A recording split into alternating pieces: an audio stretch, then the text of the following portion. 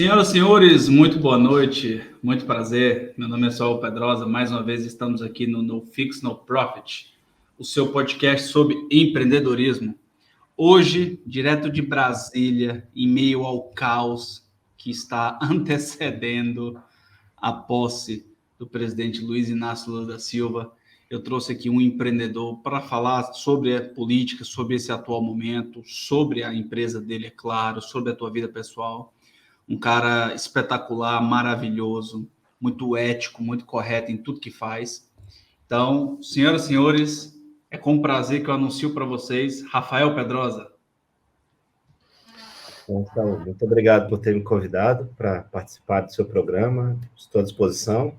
Vamos lá, vamos conversar aí. Vamos lá. Você sofreu um acidente aí, Rafa, alguns dias atrás, algumas semanas atrás, você foi comemorar o gol do Pombo na Copa, o que aconteceu? Rapaz, esse acidente foi um negócio meio inusitado aí, né? Até contar aqui. Foi no dia da abertura da Copa, cara, do Catar e Equador, a gente juntou para assistir, né, num boteco aqui ao lado de casa. E como era domingo, eu decidi vir embora, assim, umas 7 horas. Eu falei, poxa, mas eu trabalho muito, e não dá para eu ficar até mais tarde. O pessoal queria ficar até meia-noite. Eu falei, não, galera, trabalho amanhã, vou embora. E vim andando para casa quando sofri um acidente a pé aqui, torci o meu tornozelo e quebrei o último metatarso do dedo ali. E ainda tô recuperando aqui, é o último dia já de tala, mas sofri esse acidente aí durante a Copa do Mundo. Fiquei imobilizado em casa aí.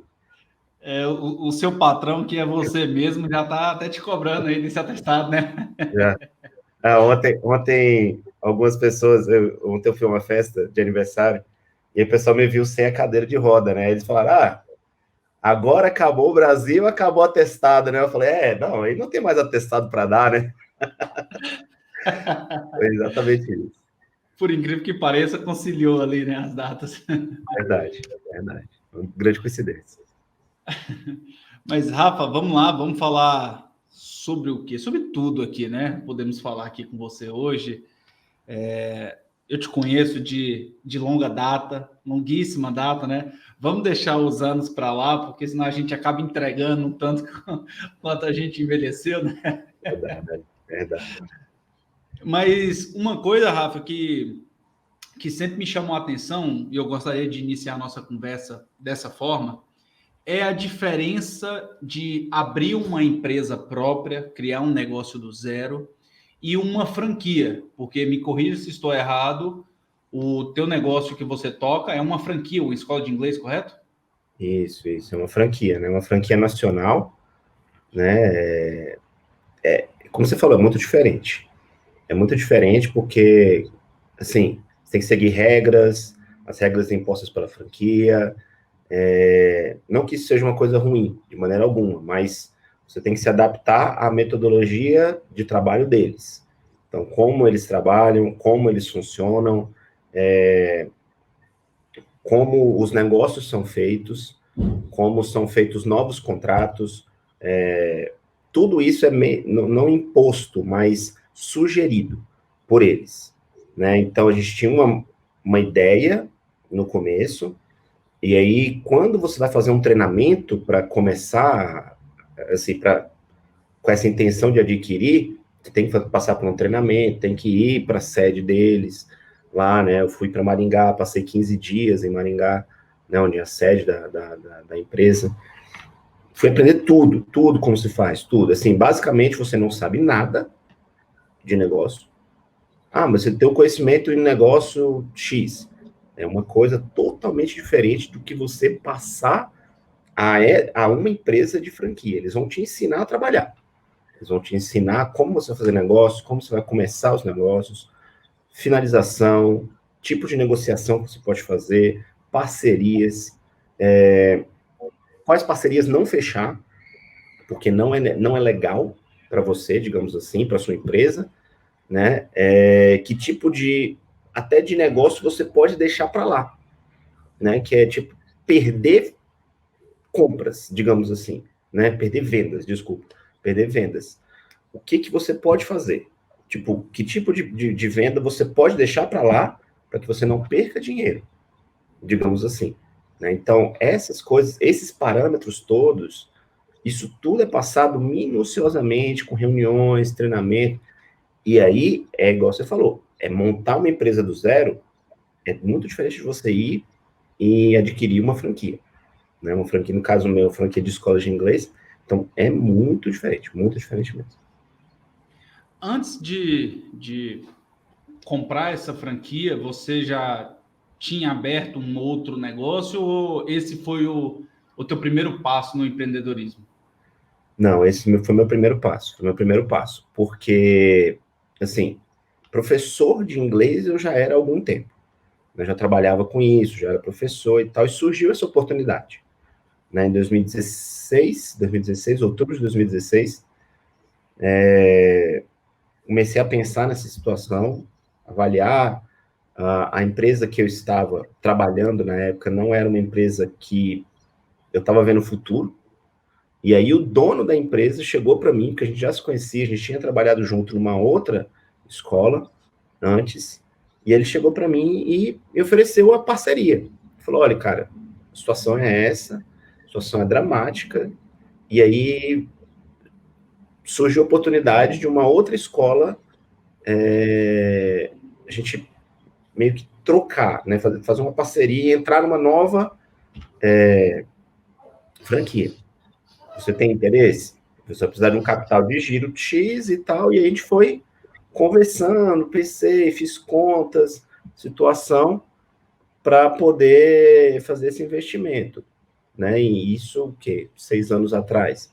Então, é uma situação que, assim,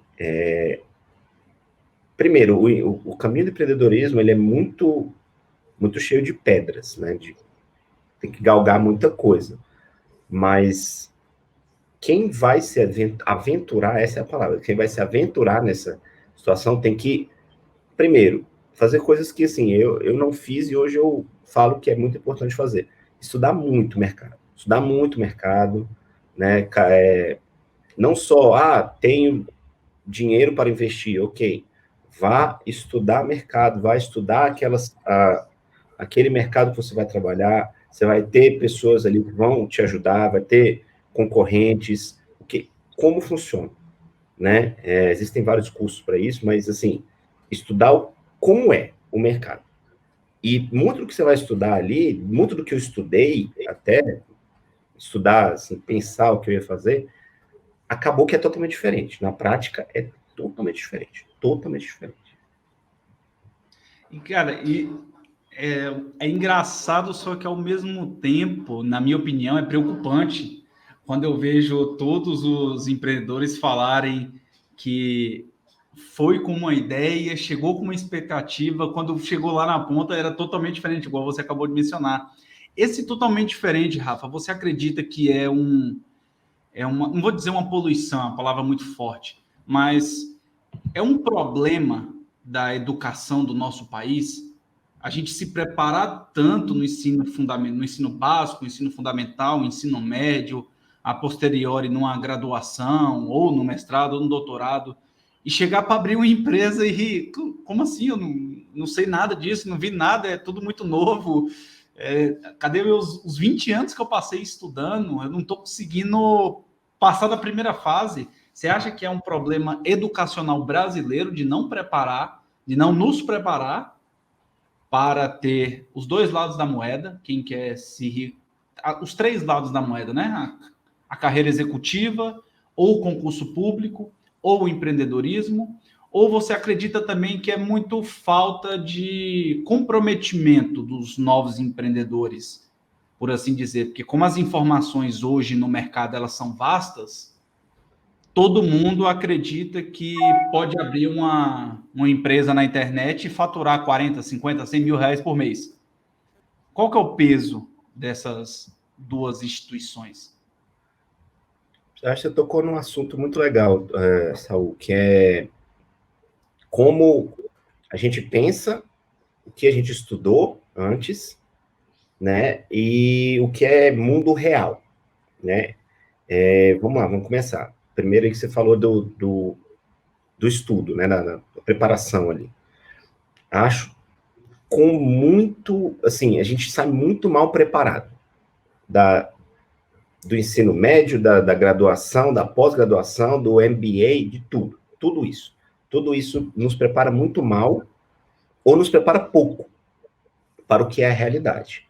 O que é a realidade? A realidade, ela é muito diferente. Por exemplo, assim, vou contar assim uma parte do meu. Eu entrei no mercado que eu já trabalhava há algum tempo, claro, não tinha noção do que é ali por trás dos panos, né, o que donos, negociações fazem, né, outras situações que você tem que se colocar, mas, assim, muitas das pessoas que nos ajudaram nesse galgar são pessoas que eram nossos concorrentes, né? As pessoas da concorrência chegaram para a gente e falaram, olha, vocês estão fazendo errado assim, assim, assado. Vocês estão fazendo certo assim. Continuem isso e mudem dessa maneira, né? Reuniões exaustivas. E aí você chega num ponto de pensar assim, poxa, tudo aquilo que eu estudei, tudo aquilo que eu me preparei, não é que não valeu de nada, mas, tipo assim, eu gastei boa parte do meu tempo na realidade é totalmente diferente. E aí, quando a gente fala de realidade, por exemplo, assim, nenhuma faculdade, nenhum curso preparatório prepararia empreendedores para o que passamos de 2020 para cá, né? Com Covid, a gente vai falar até daqui a pouco sobre isso aqui, mas fechamento de mercado, fechamento de empresas, transformação de empresas todas praticamente para um nível online, né? Então, assim, olha, a partir de hoje você não pode abrir a sua padaria, a partir de hoje você não pode abrir a sua escola, você não pode abrir nada, ninguém sai da rua, ninguém sai na rua. E aí, empreendedor, o que você faz? Você vai demitir os seus funcionários, você vai segurar os seus funcionários até segunda ordem, como você vai lidar? Essa situação, claro, não tinha como prever, nem próximo a isso. Mas, assim, o que é preparação para momentos críticos como foi, né? Momentos críticos de você pensar assim, pô, com uma semana, 2 semanas, você pensar, será que eu investi certo? Será que era isso que eu tinha que ter feito? Ah, não, vou desistir agora, antes de abrir a escola, no caso. Né? Antes de abrir a minha loja aqui de picolé. Então, essas coisas são coisas que, assim, tem que ser mais trabalhado. E aí eu não acho que é só uma matéria no ensino médio, ensinando a gente a fazer isso. Ou na faculdade, sabe? Aula de administração, né? E outros cursos voltados para isso, para que a gente possa se preparar a como lidar com situações críticas. E como se preparar para situações que podem parecer fáceis, mas que você vai ter que lidar na arte da negociação, da discussão, do debate, para que aquilo funcione. E isso é muito importante. E aí eu acho que, sim, a gente sai mal preparado das faculdades, né, dos cursos preparatórios, como um todo, para o que a gente é hoje. Ter que trabalhar hoje é muito, muito, muito diferente de tudo que foi preparado antes, entendeu? Sim. E, assim, para você, eu acredito, para todo mundo foi difícil, né? A pandemia tem sido difícil. Agora, eu não sei como está em Brasília, Rafa, mas aqui quando eu falo na Bahia, já começaram as restrições novamente. Não de fechamento de empresas, nada disso, mas a volta de uso das máscaras. Aí em Brasília tem algum decreto? Já está acontecendo isso também? Já. Por exemplo, as padarias, por exemplo, já estão pedindo para que use máscara. Não é recomendação do governo, pelo menos eu não vi. Não vi o governo recomendando algo do tipo. Assim, a partir de hoje, nos transportes públicos, é recomendável o uso da máscara. Eu não vi nada sendo falado sobre isso. Mas já vejo muito mais gente voltando a usar máscara, né? Apesar do nível de propaganda quanto a isso, digamos assim, de conscientização ter sido muito baixo, estar sendo muito baixo, novamente, precisa que se eduque as pessoas, né? Eduque as pessoas, olha, pessoal, tá tendo aí uma nova variante, o índice a taxa de contaminação está muito alta, recomendamos que se use máscaras nos transportes públicos, em locais fechados e tal. E até ontem eu estava comentando sobre isso com alguns familiares, que um dos familiares falou assim, o Brasil não fecha mais, não para mais. Não tem nada que faça o Brasil parar. E eu falei, olha, vamos com calma, porque essa situação não é uma situação que a gente pode prever. Assim, os empresários não vão peitar o governo, aí é diferente. A gente falar isso, mas falar assim, precisa ser educado, tá voltando algumas restrições agora. Sim, tá voltando algumas restrições. Aqui em Brasília já tá, não sei como tá aí na Bahia, né, de algumas coisas, por exemplo, para voos foi recomendado o uso de máscara novamente, né, transporte público foi recomendado. Porém, eu ainda acho que está acontecendo muito baixo mesmo, né, a gente passou não terminou ainda, mas um período de Copa do Mundo, onde os bares e locais públicos estavam lotados. E com esse nível de pessoas coladas ali, as taxas de Covid estão lá em cima, novamente. Claro, durante essa época é como, sei lá, na época do carnaval, você exigir que as pessoas usem máscaras. Né? Eu acho muito complicado, sei lá, num nível de civilidade que a gente não está nem próximo aqui no Brasil. Mas, assim, quanto isso pode impactar para 2023, ainda é difícil a gente pensar nisso, né? Talvez as empresas tenham que fechar de novo, uma nova variante, tem muito a se pensar sobre isso aí. Mas vocês, como empresa, já têm algum planejamento feito, pensando nisso? Sim. Assim, o nosso curso, né, ele é quase todo hoje, depois dessa pandemia, que assim, foi uma facada nas costas. Porque Brasília foi o primeiro a fechar no Brasil, foi a primeira cidade, primeira capital com certeza, a fechar no Brasil. Né? Teve um caso no Rio de Janeiro, e logo depois teve um caso em Brasília. E aí o governador de Brasília decretou fechamento, assim, imediato. E não foi com aviso para daqui a uma semana, não. Foi numa terça ou numa quarta para o outro dia fechar tudo.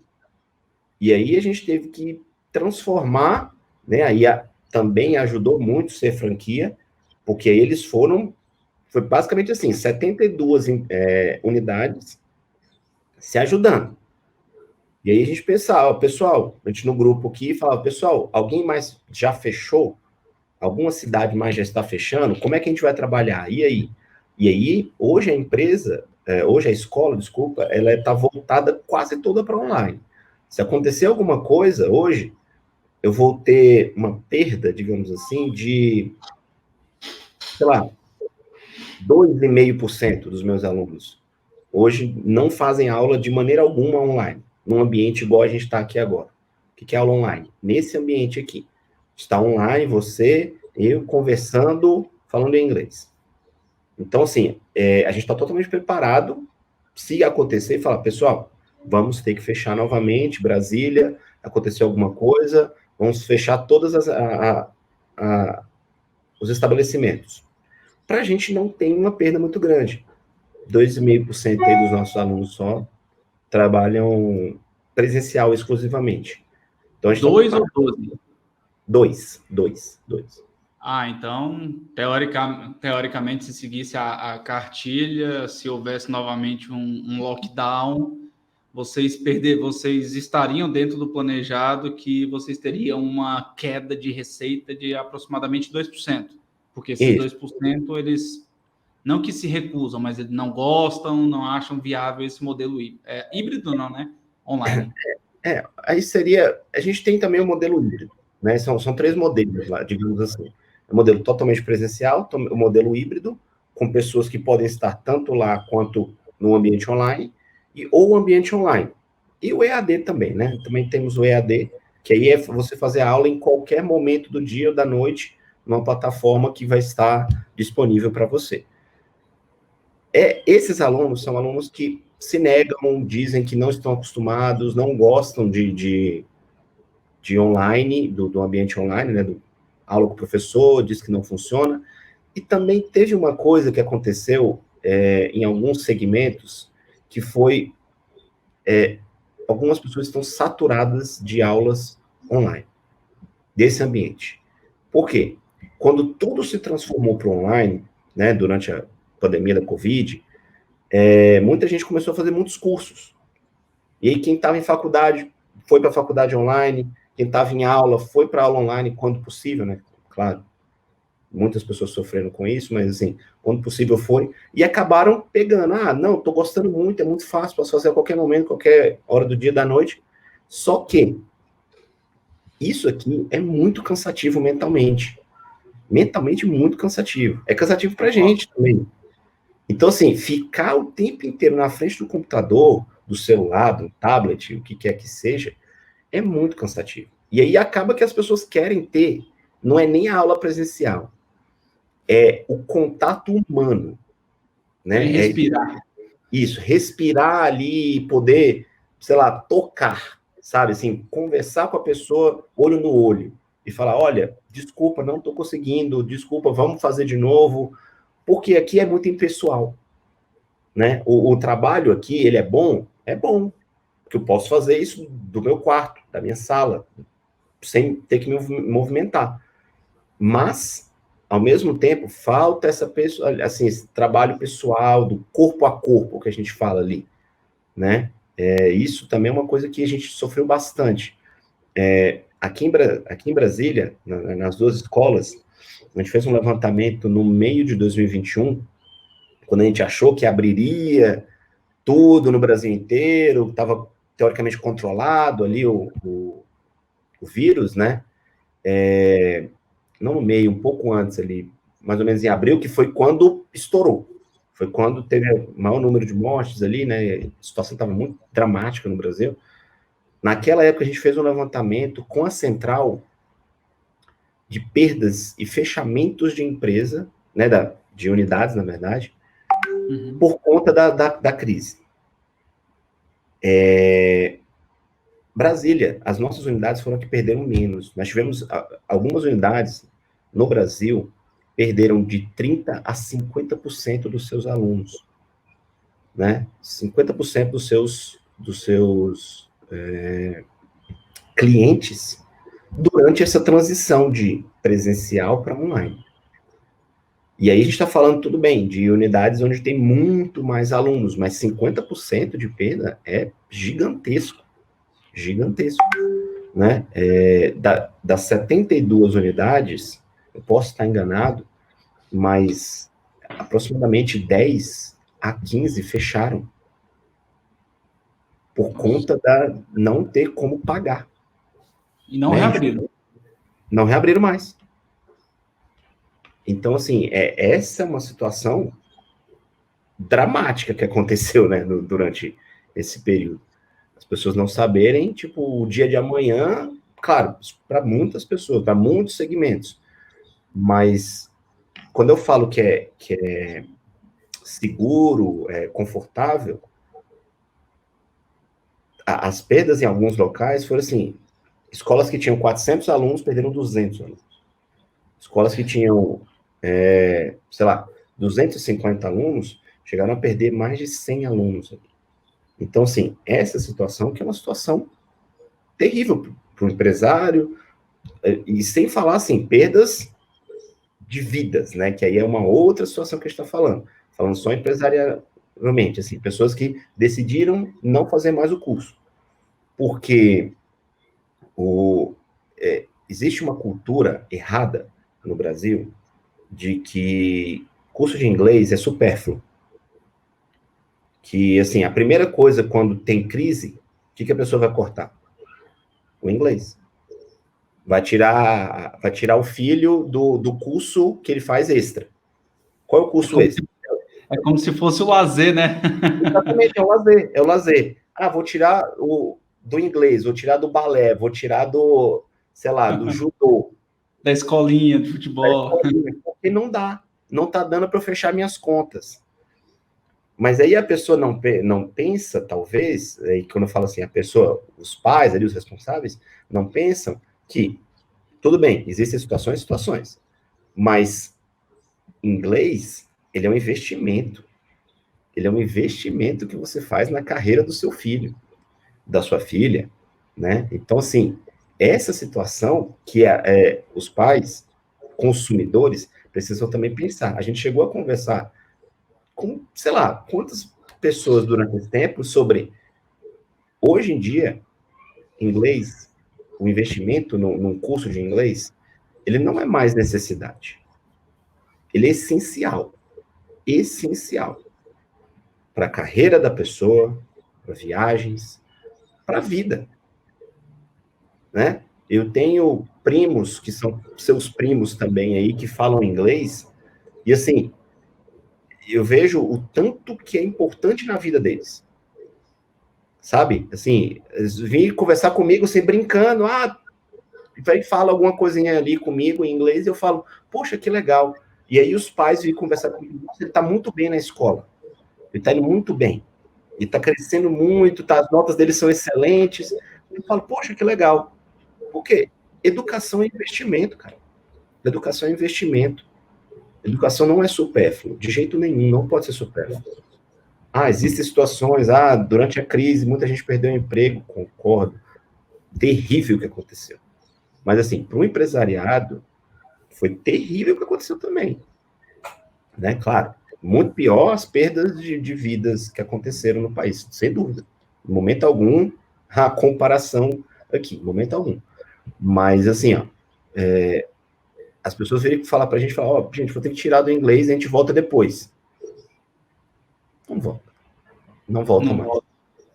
Não volta e, assim, é uma decisão...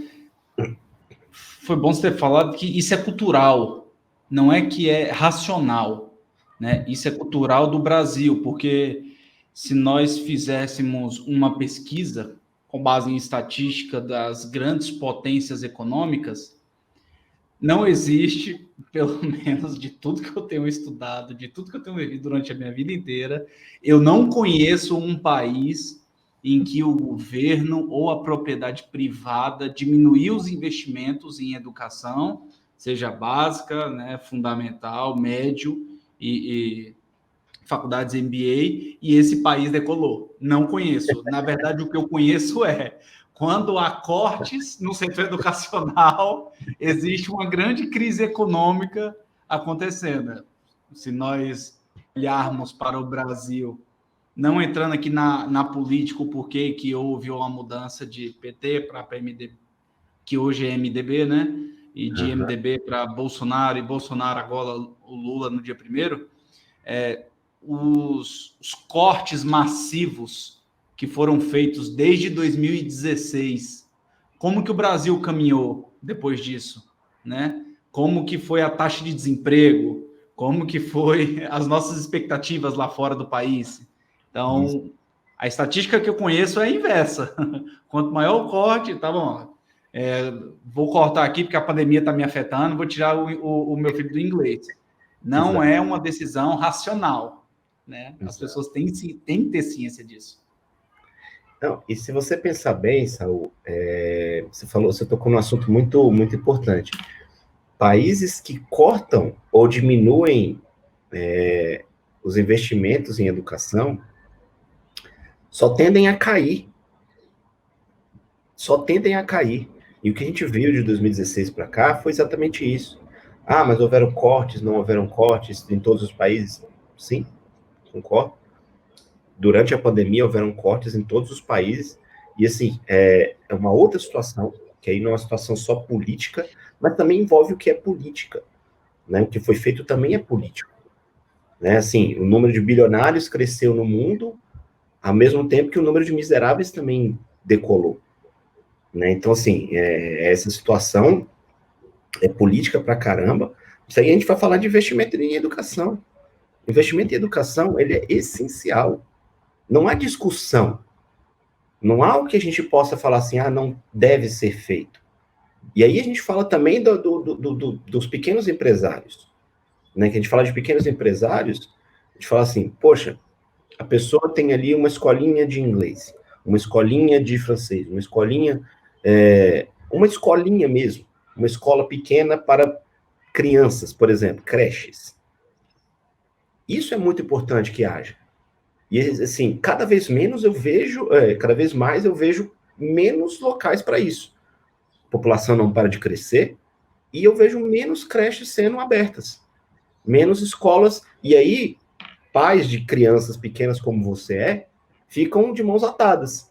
Algum dos pais vai ter que abrir mão de uma parte do seu dia, digamos assim, para poder ficar com o filho, porque não há local onde deveria haver para deixar o seu filho numa escola, né? Ou uma escola de tempo integral, que a gente vai falar de um outro modelo de ensino que deveria ser mais implementado, né? Os pequenos empresários, infelizmente, e aí acontece uma coisa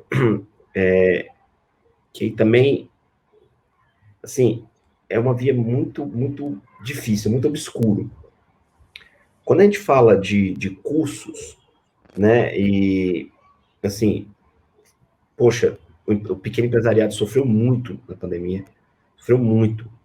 Milhões de empresas fecharam nesse período, né? Assim, aqui em Brasília, vou falar de um local onde eu tenho uma das minhas escolas, era um local muito, assim, nos anos 2000 e 2010, mais ou menos, era um local onde se alugava muito ali. Ali abria muita empresazinha pequena, de costureiro a lojas maiores. Então, assim, não ficava aberto uma loja mais de um, assim, não ficava para alugar mais de um mês. Hoje se passa ali e a cada quarteirão onde tem 10 lojas, somente 2 ou 3 estão alugadas. Há 7, 8 locais para se alugar. Com aluguéis caríssimos, porque aqui em Brasil o aluguel está caríssimo, caríssimo, né? Assim, valores absurdos. E o empresariado fica de mãos atadas, porque assim, eu até converso com algumas pessoas de outros segmentos, pessoas de segmentos, digamos assim, diferentes. A pessoa vai abrir uma loja de açaí, que, por exemplo, aqui em Brasília é muito famoso. Muito famoso. Esse segmento aqui em Brasília tem muito. Segmento de loja de açaí. Vender açaí aqui em Brasília, nossa, tem muito, tem muito. E aí, quando você vai conversar, a loja ali tem 30 metros quadrados. Quanto a pessoa paga de aluguel? 5 mil reais, 4 mil reais. Como assim? O que é, sei lá, absurdo, né, cara? Não falo nem absurdo, é um roubo isso. Então, assim, como que o empresariado vai crescer, né? Como que o comércio, que é tão necessário para um país, vai crescer, vai prosperar com valores dessa maneira. E, assim, também o outro lado, que é o lado da negociação, é muito ruim aqui em Brasil, muito ruim. Ainda tem isso uma mentalidade de que é tipo assim, se não for você, eu vou arranjar um outro que vai alugar aqui em 10 minutos. Então, assim, ainda há essas mentalidades. Não quer? O próximo vai ter. Tem quem queira. Se você não quer, tem quem queira. E aí, fica-se nessa roda gigante, todo mundo perdendo. Todo mundo perdendo. Não cresce. Não cresce. Então, assim, hoje, por exemplo, falando da minha empresa, em uma das minhas unidades, eu vou ter que sair de uma loja que eu não estou utilizando quase nada dela. Por quê? A empresa hoje é praticamente online. 98% da empresa ela é online. Vou sair de uma loja onde o aluguel é caríssimo, o aluguel é 7 mil reais. Tudo bem, uma loja de 180 metros quadrados, beleza. 7 mil reais para uma loja muito menor, que eu vou pagar R$ 2.000. Então, assim, essa, lá na nossa parceria, né, com os meus sócios lá, na sociedade, a gente chegou a uma situação assim, ó, a gente não usa a empresa, a gente não usa a loja. A loja vão poucas pessoas à escola. A gente quer fazer um negócio melhor para que as pessoas possam ir e que a gente possa pagar um aluguel. Gente, de 7 mil para 2 mil, não há discussão. Não há discussão. Né?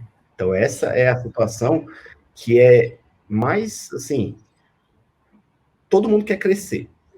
Só que há tantas barreiras de burocracias que nos impedem de crescer em alguns momentos. Né?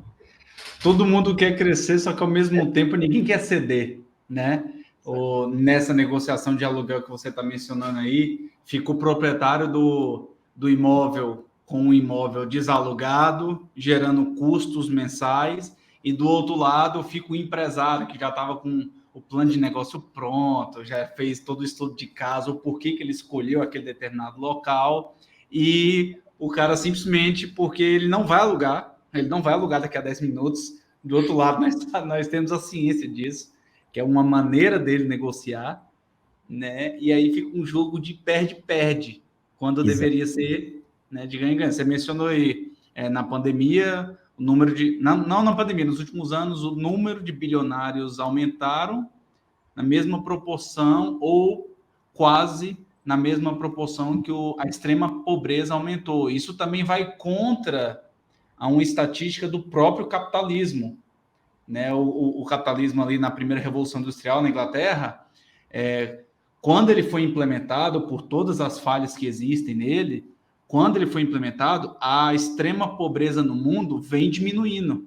E nos últimos anos é o que tem acontecido o inverso. Será que ainda estamos vivendo resquícios da crise financeira de 2008, que já se vão 14 anos? Será que existe alguma coisa correlacionada entre a maior indústria do planeta, que é a China, hoje nas constantes brigas com os Estados Unidos? Ou não, é a pandemia, cara. Nós estamos vivendo o resquício da pandemia. Você acha que é de tudo um pouco ou tem algum ponto específico para acontecer nessa distorção? Eu acho que os três. É resquício da crise imobiliária de 2008, né, crise dos Estados Unidos, depois estourou para o mundo, né, fechamento de banco, aí o governo segurando ali os bancos, né, não deixou ninguém quebrar, né, que é bizarro isso acontecer. Os bancos que nos quebraram, o governo não deixou eles quebrar. O governo não vai deixar o banco quebrar, né, o banco. Sim. Não vai deixar os banqueiros passarem fome, coitados. Também resquício da China. Esse crescimento da China, ele assusta muito. E aí, assusta muito quando você fala do empresariado. Por quê?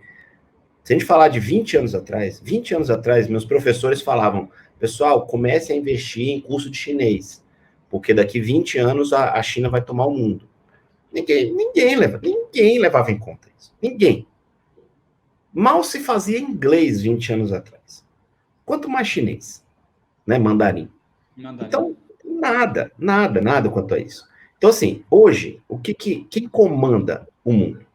Eu estava vendo uma estatística há um mês, 2 meses, 70% das empresas ou mais no mundo tem alguma ligação de negócios com a China.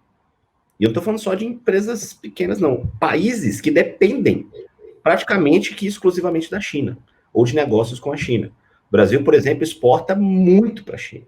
Soja, nosso maior produto, né? Você mora numa região que é dos maiores produtores de soja do país. Soja, um dos maiores produtos, nosso principal comprador é a China. Então, assim, se a China, quando aconteceu essa pandemia, e a China parou de comprar de países que eram, digamos assim, adversários no momento de muita crise, o Brasil sofreu bastante, né? E aí a gente tem que falar também, assim, de negociações e o quanto isso impactou para a população. Porque em momento algum, o grande empresário ali, o produtor de soja, né? O pecuarista. Esse aí não vai sofrer. Quem vai sofrer é lá embaixo. Quem vai sofrer é seu José e a Dona Maria. Esses é que vão sofrer primeiro. Né? Então, assim, o quanto que essas crises todas impactou para a gente, eu acho que é tipo um dominó. É tipo um dominó o que vem acontecendo. O Brasil cresceu muito e, assim, vislumbrou um futuro brilhante. E aí chegou um momento de crises políticas, crises econômicas, crise econômica gerando crise política, que aí, assim, entra MDB, quer dizer, sai PT, MDB, entra Bolsonaro, PSL na época, agora PL, e aí vai voltar para o PT agora, que a gente chega numa situação de que, assim, o Brasil parou de crescer e virou uma pária mundial. E aí a gente está falando também de negócios e empresas gigantes que saíram do país, deixando milhares, centenas de milhares de desempregados.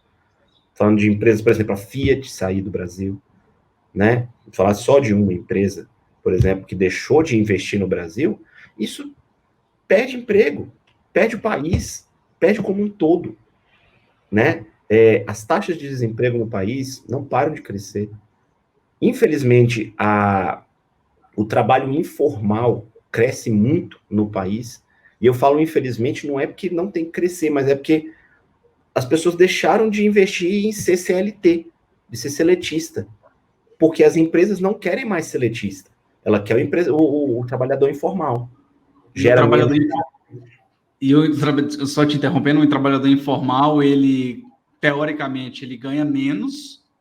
Quando a gente fala de trabalhador informal, não é o MEI, não é o famoso trabalhar por conta, é o trabalho informal que a gente conhece, ou seja, ele ganha menos e ele gera menos receita para o governo. Então também é um jogo de perde-perde, né? Exato, com certeza. E aí, quando a gente avalia as taxas de desemprego no país, as taxas de desemprego são todas maquiadas. Porque, assim, hoje quando se fala assim, taxa de desemprego 6, 7, 8, 9, 10%, isso tudo é maquiado. Quantas pessoas hoje, quantos trabalhadores hoje são informais? Trabalhador informal. E é trabalhador informal que, assim, ó, nesse período de Covid, né, de pandemia, onde fechou tudo, é quem mais sofreu. Antes dos empresários, dos empreendedores, é o pequeno ali, o microempresário. É aquele ali que, infelizmente, assim, ó, pessoa que costura para fora. Como é que ela ia fazer nesse momento? A pessoa que trabalha com uma pequena padaria em casa, como que ela vai fazer? Bolo, que hoje pô, o mercado está crescendo muito. Está crescendo muito o mercado de esses bolos de festa, bolos decorativos. Esses bolos estão crescendo muito. Como que essas pessoas vão fazer? E assim, outros mercados como esse, e aí é onde eu falo que assim, não é esse governo, não é o próximo governo, não é o governo anterior a esse. O governo tem que investir no pequeno empresário, no micro, no pequeno empresário, para que ele mantenha a economia rodando. Não é só no a pessoa que trabalha com soja, que trabalha com café, esses caras são milionários, são bilionários. As perdas deles também são milionárias. Mas assim, o outro aqui, se perder, passa fome. É basicamente isso, né? O grande empresário, o milionário, o bilionário, ele, óbvio, que as percas, elas são, digamos assim, elas são correspondentes àquilo que teu patrimônio, né, te indica ali. Só que, quando você faz uma política empresarial, vamos dizer assim, na minha opinião, igual foi os recursos destinados mais aos pequenos empreendedores ali em 2020, né, no auge da crise, quando o ministro Paulo Guedes, depois de muita discussão em Câmara, em Senado, lançou o programa de... Pô, já me fugiu até o nome. A linha de crédito... Aquela linha de crédito para 6 meses, bem barata, rapaz. Eu lembro desse nome. Eu não lembro o nome também. Pronamp. Isso.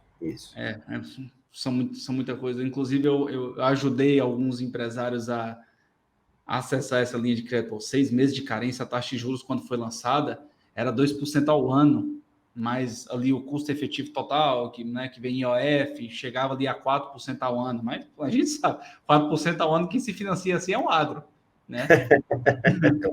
Então, quando o governo lançou essa linha de crédito com 6 meses de carência, com a taxa de juros de 4% ao ano para pagar, ali a gente viu o quão importante é o microempreendedor, que é o que corresponde a 70% dos empregos formais do Brasil. Então, não estranhamente, de 2020 para cá, a taxa de desemprego que estava acima de 12%, a 13%, caiu agora para 8%.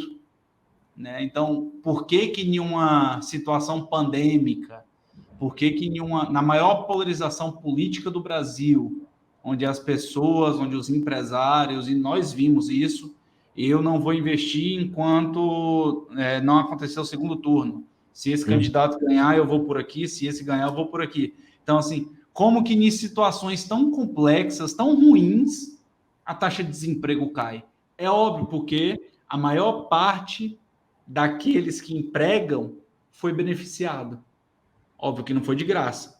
Daqui 6 meses você me paga uma taxa de juros que acompanha a Selic. Agora que a Selic está 13,75, saiu de 4 ao ano para quase 15 ao ano. Exatamente. Mas é um socorro em um momento complicado, né? Claro. Além disso, né, é claro que, assim, você falou uma coisa muito importante. Depois de muita briga ali, o ministro Paulo Guedes, uma discussão, vai para a Câmara, Senado, discussão com aliados, porque nunca é para beneficiar o povo, primeiro. Sempre é para beneficiar, primeiro, o grande empresário, que é quem comanda o país. A gente pode falar de Lula, Bolsonaro, Temer, Sarney, quem quer que seja. Quem comanda o país são os grandes empresários. É o agro e o grande empresariado. Essas pessoas derrubam e colocam as pessoas lá para comandar. Ponto. E aí, quando se montou esse plano de recuperação, basicamente, né, que foi uma ajuda, um auxílio ali, eu caracterizo, e até conversei muito nessa época com algumas pessoas, que assim,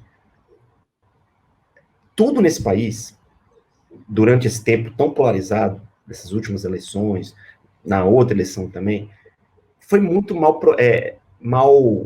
como eu digo, você teve pouca propaganda sobre isso.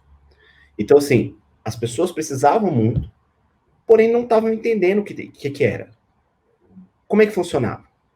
O que eu tenho que fazer? A minha empresa entra, a minha empresa não entra. Então, assim, ter setores, e aí a gente está falando também, hoje, tudo é online, tudo pode ser feito online, ou quase tudo pode ser feito online, a gente colocar pessoas para trabalhar aí, explicando como funciona. Funciona dessa maneira, não só o digital ali, ó, leia, e se você entendeu, se você não entendeu, hoje você está pagando 15% aí, porque você não entendeu que a Selic também ia subir bastante, ou poderia subir bastante e quebrar suas pernas depois. Aí, beleza, mas assim, ter essas pessoas que têm um nível maior de conhecimento de como funciona o investimento e como funciona esses planos, para que pudesse o pequeno empresário, o microempresário, como você falou, 70% dos empregos no Brasil, salvar esses empregos. Por quê? Se durante esses 2 anos o mundo passou por uma das suas piores crises sanitárias, econômicas, financeiras, políticas no mundo, por que não trazer para a população situações que trouxesse para a população, como dizer, maneiras dela se sustentar. E eu não estou falando só de Auxílio Brasil, Bolsa Família, não é isso. É trazer, assim, ó, emprego. O brasileiro quer trabalhar. Hoje tem maneiras, e aí você, lá no começo da nossa conversa, você falou assim, hoje em dia tem muita maneira de se trabalhar, tem muito curso, tem muita coisa sendo vendida. Ao mesmo tempo, tem muito picareta. Tem muito picareta na internet. Tem golpes sendo dados todos os dias, horas, minutos do dia. Por aplicativos, por Instagram, por ligações, por links, por várias coisas. Porque o brasileiro também está precisando de trabalho. Então, assim, ele acaba por desespero ali, trabalho 70 horas por dia trabalhando de casa. Clique aqui. Clica lá.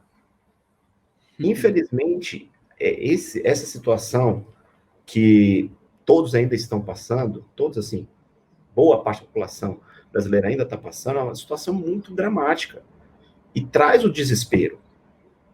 Pô, se eu ofereço um emprego para a pessoa, e a pessoa, o engenheiro, que deveria estar ganhando aí 15 a 20 mil por mês, e eu ofereço para ele trabalhar de Uber, e ele ganhar ali 2.500 por mês, ele vai trabalhar de Uber.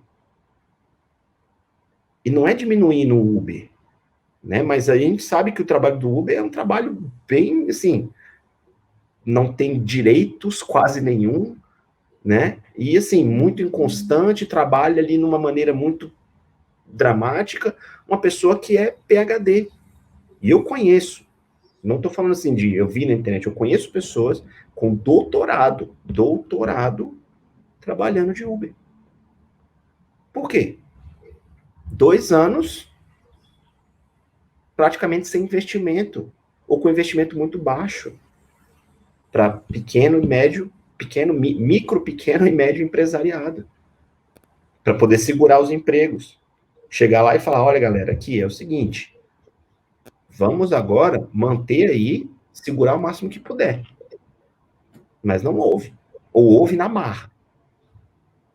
Eu concordo com você nesse ponto, Rafa, porque assim, o grande erro, na minha opinião, foi que tudo na pandemia, ou quase tudo, foi politizado. E isso é muito ruim. Então, quando você mencionou que não era só o crédito que deveria estar ali disponível e o governo falar, nós vamos lançar uma linha chamada Pronamp para socorrer quem mais emprega nesse país, assim, assim, assado. Eles não falaram isso.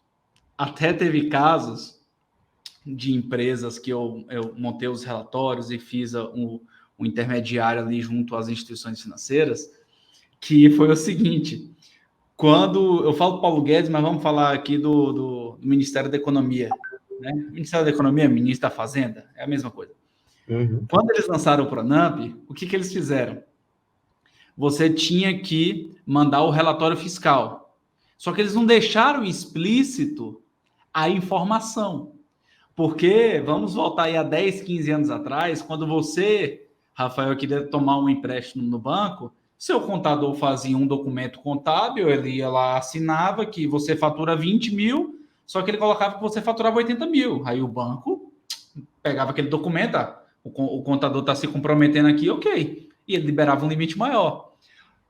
No Pronamp, não. Eles falaram dessa forma, só que eles não deixaram explícito que era 30% do teu faturamento fiscal.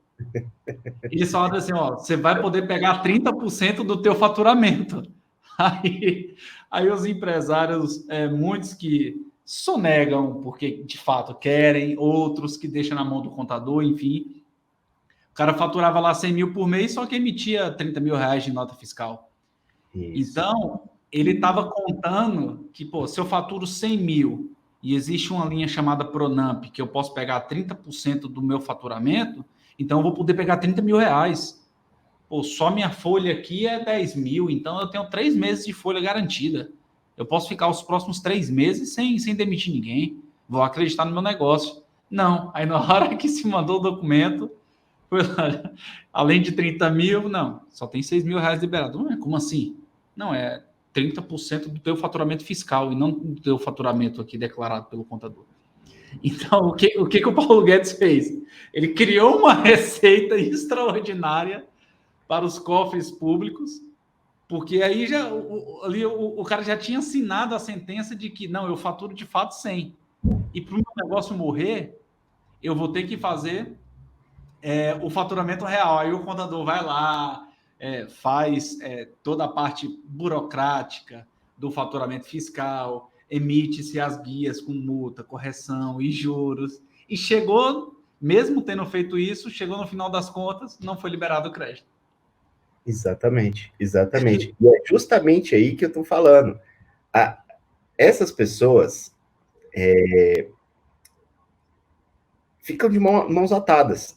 Porque, assim, como não entenderam como funciona o programa, e aí é para todo tipo de programa. Se você não explica como funciona, o leigo não vai fazer, ou vai fazer errado, e vai acabar caindo. O que, maquiavelicamente, é o que o governo quer. É o que a pessoa que está montando lá quer. Que ela caia nessa teia. Né? É assim, é o investimento. Ontem a gente estava falando de investimentos aqui, ontem a gente estava falando dessa quebra dessa FTX.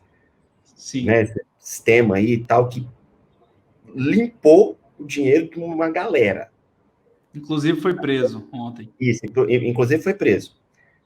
Se você não entende como funciona, se você não entende como funciona o Bitcoin, por exemplo, e você vai lá e compra uma moeda que não existe, uma moeda digital. Você investe num negócio que você não tem a mínima noção, mas você está ouvindo sendo falado. Vou fazer um investimento aqui nesse negócio, tá muito alto lá, eu tenho aqui os meus 20, 30 mil, vou comprar. Só que você não entende, e por isso é importante ter ali o conhecedor, né, a pessoa que é especialista, para falar assim, olha, o Pronamp funciona dessa maneira. Se você não tiver esse ganho, essa taxa aqui, não faça, porque você vai ter perda. No final das contas, não é bom.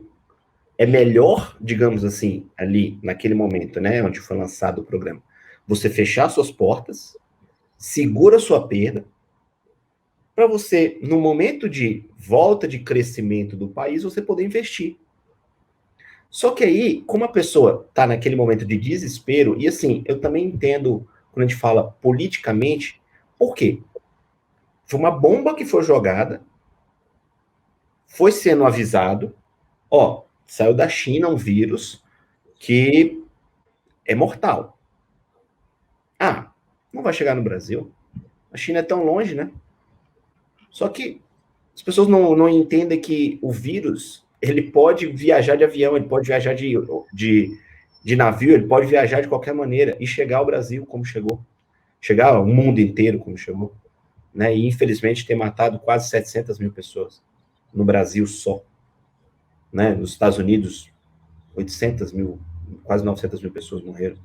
Então, assim, se não é explicado, as pessoas vão sendo jogadas. Eu sempre faço um paralelo que é mais ou menos assim. Você sabe nadar? Sei nadar, nado muito em piscina e tal. Tenho piscina lá em casa, sei nadar. Você já nadou num rio alguma vez na sua vida? Não. Então nunca entre num rio antes de você conhecer o rio. Porque nadar em rio não é a mesma coisa de nadar em piscina. É a mesma coisa com investimento, é a mesma coisa com várias coisas na nossa vida. Assim, a vida inteira eu joguei no bingo lá da igreja. Então vou começar a jogar no bicho. Vou começar a jogar na Mega Sena. Vou começar a fazer investimento. Começar no Sportbet. Vou fazer no Sportbet. Isso. Hoje França e Marrocos daqui a pouco. Claro que a França vai ganhar. Aí vai lá, Marrocos ganha. Aí você perdeu todo o seu dinheiro porque você achou que era um negócio fácil.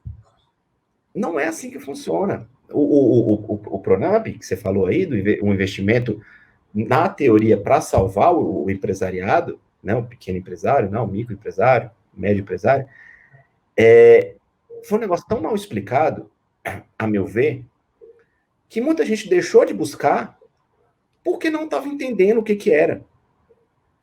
Via ali uma Selic muito baixa, naquele momento, claro, a gente sabe como estava funcionando, Paulo Guedes segurando a todo, fazendo investimentos ali para segurar a Selic, e fala, olha, a taxa de juros do Brasil, a taxa de juros é menor que está acontecendo aí agora. Nós estamos com a pandemia, mas olha a taxa de juros como está lá embaixo. E aí, financiado também pelas pessoas que comandam esse país, ali, as pessoas que vão explicar os juros, os economistas vão lá e vão e falam, a taxa de juros está muito baixa, é hora de fazer investimento. Não é hora de fazer investimento. Era hora de segurar. Quem ganhou muito, quem ficou bilionário nessa época, a gente vai falar de empresas gigantes, né? A Amazon. Pô, o crescimento que o Jeff Bezos teve nesse tempo é algo assustador. Assustador o tanto de dinheiro que ele ganhou nessa época. Outras pessoas ficaram tão bilionárias nessa época com perdas gigantes de quem? Pequenos e médios empresários. Perderam suas empresas para que, na teoria, essas pessoas fossem milionárias. As startups, que a coisa de 5 anos era o trend, né? Estava ali no alto, era um negócio que todo mundo estava investindo, hoje já se investe muito menos. Por quê? Não houve um plano de trabalho, de desenvolvimento para essas empresas também. E aí não estou falando só de Brasil, estou falando de mundo. O Twitter, que é uma das maiores empresas do mundo, maiores empresas de comunicação do mundo hoje, é o Twitter. Olha tanto de demissão que houve. A Meta, que é o antigo Facebook, olha a quantidade de demissões que houve. Google fez, entre outras empresas desse, a gente está falando de empresas gigantes, olha a quantidade de demissões. Olha a precarização do serviço que está acontecendo, que também é um outro problema sério. A precarização do serviço. A pessoa que trabalhava em uma função tem que fazer 10, ganhando o mesmo salário, ou salário muito próximo. Não houve promoção. Então, assim, isso é retrato de capitalismo, é como o capitalismo funciona, né? O capitalismo selvagem, né? Como diria a música, mas também é a gente pensar que é o seguinte, a gente poderia investir de uma outra maneira? Pôde segurar? Quanto eu tive que demitir? Eu, como empresário, tive que demitir nesse tempo. Então, assim, essas coisas todas precisam ser colocadas na ponta do lápis. E falar assim, poxa, Rafael, você poderia ter segurado um pouco mais as suas demissões? Talvez sim, talvez não. O certo a se fazer, assim, falando do meu plano na época, era ter fechado uma das escolas. Eu tenho 2 franquias, era ter fechado uma. E mantido a outra praticamente online. Que foi o que aconteceu. Porque, assim, foi tão dramático a situação, como segurar? Como não demitir? Tive que demitir, eu tinha 10 funcionários, 10 colaboradores em 2020, para chegar hoje eu tenho 6. Hoje eu faço o trabalho de 3. Eu, o empresário, faço o trabalho de 3. Então, assim, ganhei muito? Não, perdi muito. Perdi muito. As perdas são, assim, irreparáveis em alguns setores. Né? Essa é a situação que é mais difícil também da gente falar.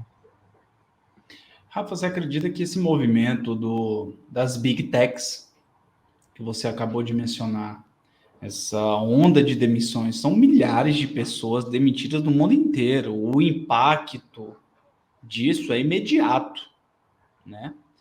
Você acredita que, óbvio, que eles têm informação privilegiada sobre tudo, mas você acha que eles estão antecipando um cenário complexo que está por vir em 2023, tanto nos Estados Unidos quanto na Europa? Porque está se falando muito disso e em alguns pontos eu concordo e em outros eu discordo, porque falam de uma falam de uma possível recessão dos Estados Unidos. Na minha opinião, se a coisa piorar por lá, não vai ser uma nova recessão. O mundo está em recessão desde a pandemia, né? Então, as contas públicas vão se deteriorar, porque nunca se imprimiu tanto dinheiro quanto em 2020. O Brasil aumentou a taxa de juros antes dos Estados Unidos e da Europa para combater a inflação. A inflação caiu e a taxa de juros continua no mesmo patamar. Eu como economista, quem sou eu para discordar das autoridades monetárias, mas também de tudo que eu li, de tudo que eu aprendi, de tudo que eu converso com pessoas próximas, eu nunca vou entender um pouco a política monetária, a política fiscal no Brasil, né? Então, você aumentou a taxa de juros para combater a inflação. Agora que a inflação caiu, por que a taxa de juros continua no patamar que está? Né? É para atrair dólares, concordo, a taxa de juros alta atrai dólares, só que vai ser mais interessante comprar título do Tesouro Americano ou o Brasil da forma que está. Por mais que o Tesouro Americano paga 3, o Brasil está pagando 14. Uhum. Então, assim, você acredita que existe uma antecipação de um cenário obscuro que está por vir? Ou você acha que isso é uma correção do mercado dessas big techs? Porque em 2020 o crescimento delas foi uma coisa assim assustadora também. Sim, né? sim. Então, você acha que é uma correção ou você acha que eles estão antecipando já um cenário ruim aí pela frente? Saul, se tem uma coisa que eu aprendi nesses últimos anos, é que a gente não tem muita noção do que acontece por trás dos panos. Assim, ó, por exemplo, essa questão do vírus, né? Mudando de assunto rapidinho. Todos os grandes governantes do país, Trump, Macron, a chanceler da Alemanha, me fugiu o nome dela agora. Christine Lagarde. Isso. Todas essas pessoas tinham completa noção de que isso ia acontecer. E não fizeram nada. Deixaram acontecer. O Trump sabia, 2 semanas depois que estourou na China, ele foi informado. Como o líder da maior nação do mundo livre, ele tinha que ter feito alguma coisa. Ou pelo menos alertado as agências de segurança e segurança sanitária para que já se preparasse o povo americano, pelo menos, para isso. Mas nem isso ele fez. Então, assim, ó, quando você fala que talvez as big techs estejam, com certeza tem alguma coisa acontecendo que a gente não tem a mínima noção. E aí, pode ser, sim, que em 2020 se investiu muito, cresceu demais, cresceu num nível, sei lá, PIB da China, sabe? E que eles supervalorizaram. E agora eles estão contendo para não perder.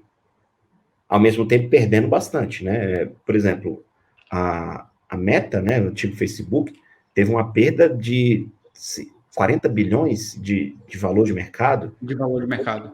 De valor de mercado. Então, assim, ó, eles que estão nos ouvindo agora, com certeza, né? Com certeza estão nos ouvindo, porque eles sempre estão ouvindo, né? Sempre com certeza, a Alexa e eles estão ouvindo. Não, com certeza, o Jeff Bezos não o Jeff Bezos, né? Mas a Amazon está ouvindo, a Google está nos ouvindo agora, meu celular acabou de apitar aqui, e eu nem chamei ele acabou de apitar. Então, assim, essas coisas, eles têm muito mais noção do que a gente. E noção, assim, de coisas que eles antecipam, às vezes, para salvar o deles, e coisas que acontecem, crises, que não estoura para o mundo, porque já são resolvidas de certa maneira. Quando você fala das taxas, aqui no Brasil a gente sofreu gigantescamente, como no mundo também, por causa do valor do barril de petróleo. O valor do barril de petróleo está a R$120, e por isso a gasolina tem que estar a R$8 no Brasil. Vou falar aqui de Brasília, né? Porque varia bastante cada local. Aqui em Brasília chegou a R$8. Só que o que não se sabe, e o que não vai ser dito para o João e para a Maria, digamos assim, é que em 2010, o valor do barril de petróleo também era R$120. E a gasolina estava R$2,20 no Brasil. Então não é valor do barril de petróleo, não é valor do ouro, não é valor do diamante que vai comandar crescimento ou valor dos alimentos. Eu cheguei um dia debater com um repositor no mercado, porque não tinha milho de pipoca. Aí eu falei assim, pô, o que está acontecendo? Eu não estou achando em nenhum mercado, já andei 3 mercados e nenhum tem milho de pipoca. Aí o cara, deve ser a guerra na Ucrânia. E eu, o que tem a ver? A guerra da Ucrânia com o milho de pipoca que é do Brasil. O milho é produzido no Brasil. Aliás, alguma coisa tem a ver. Não tem nada a ver. Então, assim, as pessoas hoje são muito comandadas, principalmente por redes sociais. Então, se você falar que hoje a gente tem que demitir 90% das pessoas que estão trabalhadas porque o próximo governo agora é um governo diferente, as pessoas vão acreditar. E aí, quando você falou de investimento, e as pessoas seguram muito investimento quando vai mudar, eu acho até uma forma inteligente de se fazer, você segurar investimento quando vai mudar um governo, você não vai saber ali, né, como é, o ministro da Fazenda é diferente, a política é diferente, as coligações são diferentes, tudo é diferente. Só que aí, o seu José e a Dona Maria tá só lendo aquelas mensagens ali falando, poxa, realmente a guerra da Ucrânia acabou, subiu o valor da alface. Cara, o que tem a ver? O que tem a ver o valor dos alimentos do Brasil? Tudo bem, alimentos que são importados da Rússia, da Ucrânia, daquela região, tudo bem. Agora, impactar na taxa de juros, no crescimento do valor, uma guerra que nada tem a ver com o Brasil, que está do outro lado do mundo. Houve guerra do Iraque em 2001, não houve um crescimento gigantesco desse. Houve guerra no Afeganistão, na verdade, 2001, 2003 no Iraque, não houve um crescimento desse tamanho. Houve a crise imobiliária nos Estados Unidos, e aí o mundo inteiro sofreu, o Brasil segurou muito a taxa aqui. Nossa, o governo, na época, o governo Lula, na época, segurou muito as taxas. O Brasil sofreu menos depois. Pode ter resquícios depois, aí, para governos Dilma, Temer, Bolsonaro e tal, né? De segurar demais ali as taxas de juros e depois explodir de uma maneira, mas é muito diferente, sabe? Pode estar acontecendo um negócio que vai explodir próximo ano? Pode. Ao mesmo tempo, pode não estar acontecendo nada e eles só querer cortar custos. Entendi. Você falando de segurar investimentos, Rafa, política, deixa eu abordar aqui um assunto, né? Porque nós somos pessoas despolarizadas, né?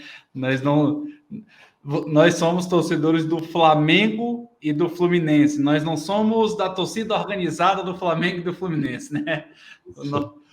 O nosso Fla-Flu é diferente. Você, como educador, já tem quantos anos, Rafa, que você leciona, que você é professor? 12 anos. 12 anos.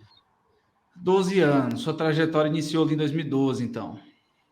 Ou 2010, perdão. 2010. Então, perfeito. Então, você tem propriedade para falar sobre o teu setor, né? Que você foi um executivo, né? Você trabalhou para uma empresa e agora você também trabalha para a sua própria empresa, só que você está na outra ponta. Então, você passou o último mandato do Lula, em 2010. Sim. Você passou primeiro governo e metade do governo da Dilma. Você passou governo Temer, governo Bolsonaro, e não vamos falar de 2023, porque nós estamos aqui no finalzinho de 2022. Na educação, para você, houve um decréscimo da qualidade, houve um decréscimo na sala de aula, houve uma disrupção negativa neste setor, ou houve uma disrupção positiva? E isso você acredita que tem a ver somente com a cultura do Brasil? Ou você acha que o principal motor de um cenário positivo para o seu setor, que é a educação, ou para um cenário negativo, é de fato quem está ali como chefe do executivo em Brasília? Não estou te perguntando aqui quem foi melhor, quem foi pior. Para o teu setor de educação, o como você consegue dimensionar isso? Assim, ó, a gente costuma dimensionar da seguinte maneira. Como eu falei antes, Na cabeça de muitas pessoas, o mercado do inglês, não, o ensino de inglês, ele ainda é muito supérfluo. Então, o que é ensinado nas escolas públicas e particulares, desculpa o termo, é uma piada. Uma piada. Não é nem próximo do aceitável. E eu não estou falando só de locais mais pobres, não. Estou falando de locais onde se investe muito. Tá? Onde hoje as escolas são caríssimas, a mensalidade caríssimas aqui em Brasília. Né? Então, assim, a gente fala de valores exorbitantes para que agora esteja mudando para um nível de escola que a gente fala de escola bilíngue. Inventaram esse termo aqui. Não existe, não. Poucas escolas em Brasília são escolas bilíngues. Escola bilíngue é onde o aluno também tem aula de matemática e de ciências e geografia em inglês. Não é só ter ensino de inglês lá dentro, isso aí não é escola bilíngue. Escola bilíngue é, ao mesmo tempo, ser ensinado em português e em inglês. Então, só para usar uma língua, mas se fosse espanhol, que se houvesse professor de ciências que ensinasse em espanhol. Então, assim, não é essa situação que ainda acontece aqui. São pouquíssimas. Assim, de cabeça agora, 3 ou 4 em Brasília que fazem isso. Só. Então, quando a gente fala disso, desde 2010, governo Lula, depois governo Dilma, aí 2016 cai a Dilma, entra o Temer, entra o governo Bolsonaro, agora está já saindo o governo Bolsonaro.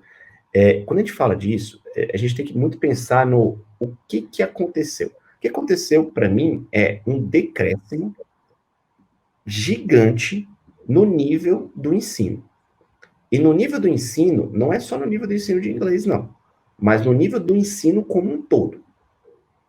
O que eu percebo é que hoje se dá muito menos importância a coisas que são básicas. E com essa questão da pandemia, de ter se transformado o ensino para um ensino virtual, perdeu-se muito, muito. E eu falo assim, é cômodo para mim dar aula aqui do meu quarto? É cômodo, muito cômodo. Ao mesmo tempo, o nível de conhecimento, o nível que as pessoas absorvem é muito menor do que no pessoal. O que assim, nesses 12 anos, o que eu tenho percebido bastante é o seguinte.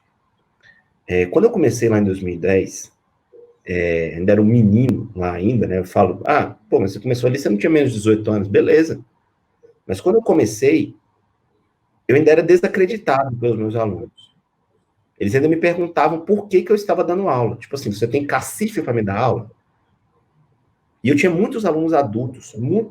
O crescimento desse mercado de educação, ele era muito.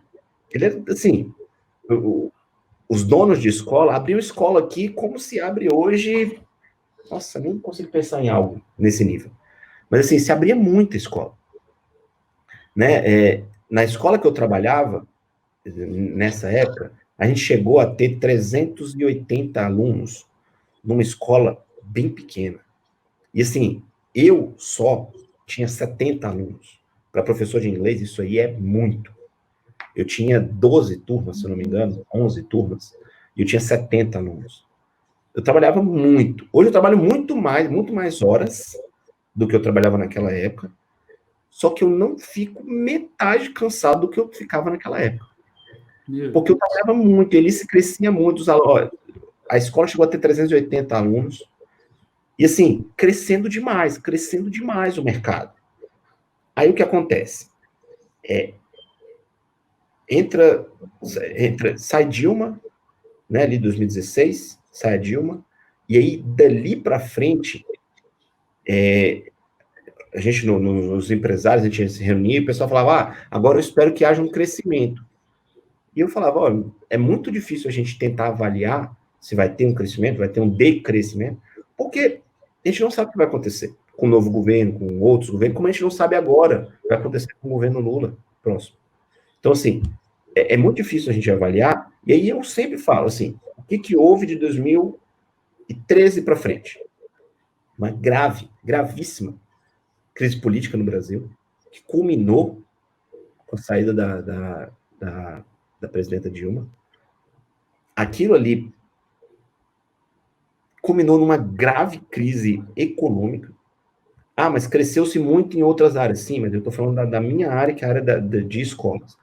Naquela época, foi a época que eu investi. Esperando um crescimento, esperando uma mudança, um crescimento. Foi quando eu abri a escola, né, a primeira franquia. Aí, em 2018, em junho de 2018, foi oferecido para a gente a segunda franquia aqui de Brasília. E a gente entrou na segunda franquia, que é a franquia da Asa Norte, a franquia de Brasília.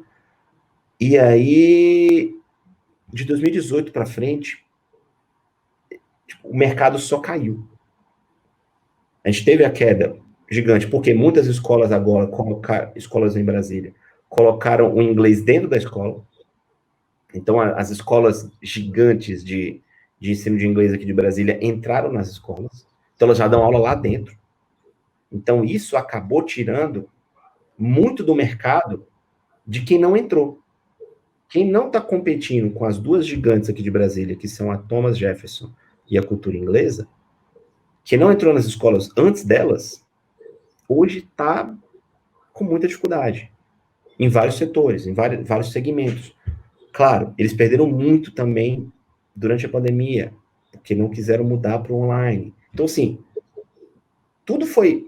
teve crescimento para os gigantes, mas para quem não é gigante, não houve crescimento.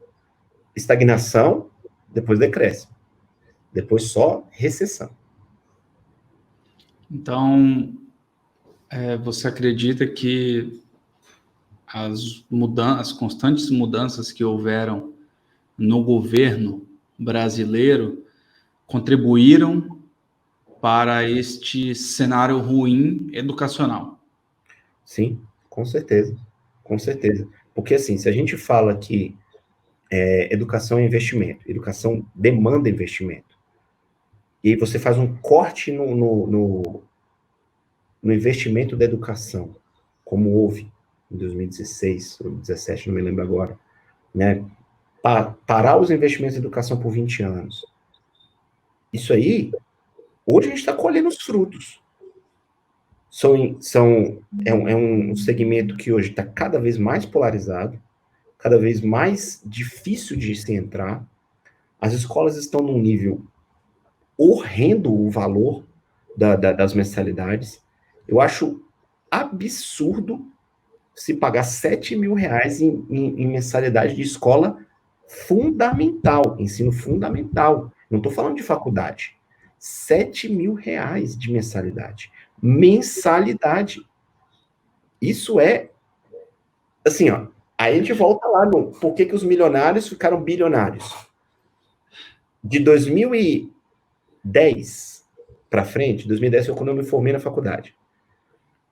O meu curso era um curso privado, eu pagava mensalidade, a minha mensalidade fazia ali umas 5, 6 matérias, eu pagava uns 700 reais. Hoje, essa mensalidade na faculdade, na mesma faculdade, com as mesmas matérias, se paga no mínimo 6 mil reais. Então, assim, ó, 1000% de crescimento. E ninguém tá falando sobre isso, sabe? Tipo assim, é normal. É normal. Normal pagar para minha filha de 4 anos, eu pagar 2 mil reais de mensalidade. Ah, normal, né? As escolas são... Não é normal, cara, não é normal. Não é normal, pô. Você fala de mensalidade, a minha filha vai para a escola ano que vem. Ela fez 3 anos agora, ela vai começar a ir para a escola ano que vem. E aí, chegou lá o valor da mensalidade, em dezembro já para poder pagar. Aí eu fiz lá o pagamento, aí eu falei, agora tem a uniformezinho dela, né? Mas vamos pedir quando tiver próximo das aulas. Aí tem a lista de material escolar. Eu falei, pessoal, deixa eu deixar bem claro aqui, ó. A minha parte é a mensalidade. Porque o que os pais se esqueceram é que por trás da mensalidade, vem uma série de coisas, né? Até a lancheirinha entra no orçamento. Aí eu brinquei com minha esposa, com a Alessandra, eu falei, a minha parte é a mensalidade, isso está pago. Tá bom? Então, não quer saber de uniforme, não quer saber de material. Isso aí é problema seu agora. E Cara, realmente isso é um absurdo. é um negócio tão surreal que se normalizou. Surreal. Normalizou. Não, eu tô rindo de nervoso aqui com você. Porque, tipo assim, normalizar um negócio que para mim é bizarro. É bizarro. A gente aceitar que se cobre um valor exorbitante num negócio que é básico. É básico, gente. Assim, ó, a sua filha vai fazer 3 anos. Tem 3 anos. Vai estudar. Aí, por exemplo, aqui em Brasília, vou usar para a realidade aqui de Brasília. Aqui em Brasília, uma escola boa, não precisa ser uma escola excelente, uma escola boa aqui em Brasília, a mensalidade não sairia por menos de R$ 1.800. Isso não é normal, cara. Não é normal. Não dá para a gente aceitar ou normalizar que uma criança de 3 anos custe R$ 1.800 por mês para uma escola. Quer dizer, para os pais. Entendeu? Então, assim, para mim isso tipo, é retrato do que foi crescendo e tipo assim, a gente foi normalizando coisas como o trabalho informal, essas coisas aqui, vamos deixando acontecer, vamos deixando, e aí estoura uma bolha, estoura uma bomba na nossa mão. Toda bolha, toda bomba, um dia, ela foi feita para explodir. Com certeza. Essa que é a grande verdade. Com certeza. Rafa, estamos chegando aqui ao nosso fim. Antes de primeiro agradecer a você, tá? A disponibilizar teu tempo aí. Professor no Brasil, eu costumo brincar que o empreendedor, ele não tem tempo, ele arruma tempo para aquilo que importa, né? Esse é o primeiro ponto. E além de empreendedor, além de empresário, você é professor. Então, assim, eu acho que é o ativo mais valioso da tua vida é, de fato, tempo. Então, obrigado por ter disponibilizado quase essas 2 horas aqui. Tá? Foi muito gratificante poder trocar essa experiência contigo, poder ouvir sobre você, sobre tua trajetória, sobre o teu setor. Tá? E antes de finalizar, o pessoal que está em casa já ouviu, muitos te conhecem, muitos não te conhecem, mas aqueles que não te conhecem ainda, por favor, aonde que a gente encontra o Rafael Pedrosa, a tua escola, a tua franquia, de que forma? Vocês podem encontrar de várias maneiras, né? Mas vamos lá, vamos por partes aqui.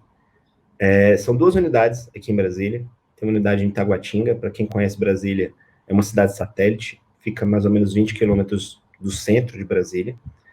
E tem uma outra em Brasília mesmo, na Asa Norte, no fim da Asa Norte, na 715. A de Taguatinga fica na QNB 18. Mas a forma mais fácil de vocês encontrarem é pelo site. Nós temos o site, né? Como eu faço para disponibilizar? Digo o site. Pode falar que depois a mágica acontece. Beleza. Eles podem entrar pelo site mindsenglishschool.com.br e procurar a unidade que fica mais próxima. Né? Pode procurar a unidade de Brasília, tem 3 unidades aqui em Brasília, 2 das quais eu sou franqueado, né? Pode entrar também pelo nosso site, ou pelo nosso Instagram, desculpe, @MindsBrasilia ou @MindsTaguatinga. Entrar, mandar mensagem lá pra gente, que a gente pode entrar. A gente pode entrar em contato com vocês. Ou também pelas minhas redes sociais, digamos assim, né? Tanto pelo meu Instagram, que está sempre disponível, digamos assim, quanto pelo WhatsApp da escola, mandando mensagem lá pra gente. A gente pode entrar em contato com você. A partir do momento que você entrar pelo site e procurar a escola, já entra no nosso sistema que você buscou, e aí você lá preenchendo suas informações, já sai aqui no sistema que você buscou, e eu peço para os nossos responsáveis pelo marketing entrar em contato para poder passar os valores, como funciona o curso, posso fazer aula a qualquer momento, de onde eu estiver, e a gente explica como funciona para vocês. É importante ratificar, né, que você já tinha mencionado. Então, vocês hoje atendem todos os 3 públicos que existem. Que é o público que quer só online, o público que quer o híbrido e 2% ali que só quer e ainda quer o presencial, né? Isso, e é, assim, até falando aí de Barreiras, por exemplo, né, que é o local onde você está, na Bahia aí, eu tenho 2 alunos aí de Barreiras que fazem aula com a gente online, né, e nunca vieram à unidade, nunca foram à unidade, mas fizeram a matrícula, né, estão fazendo as aulas normalmente, tem contato, manda mensagem pelo WhatsApp, a nossa recepção está aberta de 8 às 21 horas, todos os dias, online, pode ligar, pode mandar mensagem, a gente sempre entra em contato, né, e aí, sempre marcando as aulas, fazendo as aulas todos os dias. É um negócio que eu sempre falo assim, gente, voltando, inglês não é necessidade, é essencial, é investimento. Para mundo de negócios, não há nem discussão tanto que é importante. Para quem trabalha com TI, não há nem discussão tanto que é importante, entre outras áreas que são muito importantes que você tenha o ensino do inglês. Irmão, mais uma vez, obrigado, tá? Espero vê-lo em breve, novamente, né? A última vez que nos vimos ali foi muito rápido, foi uma situação pessoal até boa, né? Então, não estávamos nas nossas faculdades mentais para ter Legal, esse tipo de conversa, tá?